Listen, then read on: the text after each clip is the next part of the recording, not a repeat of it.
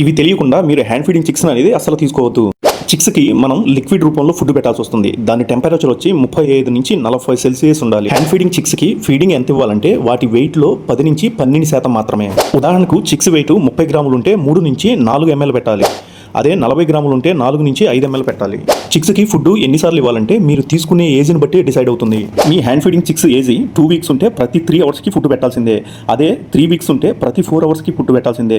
అదే 4 వీక్స్ దాటిపోయిన తర్వాత రోజుకి 3 నుంచి 4 సార్లు ఫుడ్ పెట్టాల్సిందే. మీకు టైం ఉంటే కంపల్సరీగా 4 టైమ్స్ ఫీడ్ పెట్టడానికి చూడండి. మీ చిక్స్కి ఫీడింగ్ ఫార్ములా ఇచ్చే ముందు ఇది ఒక్కటి కంపల్సరీగా చెక్ చేయండి. వాటి క్రాప్ ఎంటీగా ఉంటేనే వాటికి ఫీడ్ ఇవ్వండి. క్రాప్లో ఫీడ్ ఉంటే అది అరిగిన దాకా వాటికి టైం తీసుకొని తర్వాత ఫీడ్ ఇవ్వండి. వీటి ఫీడింగ్ ఫార్ములాలో ఏ మాత్రం తేడా వచ్చినా సరే వీటి క్రాప్ ఇన్ఫెక్షన్స్ అంటూ వస్తూ ఉంటాయి. అందుకే కంపల్సరీగా వీటి టెంపరేచర్ అనేది మనం మెయింటైన్ చేయాల్సిందే. చిక్స్కి స్పూన్ ఫీడింగ్ అనేది చాలా మంచిది. నేను అందుకే నా దగ్గర ఎవరు చిక్స్ తీసుకున్నా సరే ఫస్ట్ నేను చెప్పేది ఒకటే, స్పూన్ ఫీడింగ్ మాత్రమే ఇవ్వండి అని. ఒక రోజు లేట్ అయినా 2 రోజులు లేట్ అయినా 3వ రోజు నుంచి ఆటోమేటిక్గా అవి స్పూన్ ఫీడింగ్కి అలవాటు పడతాయి.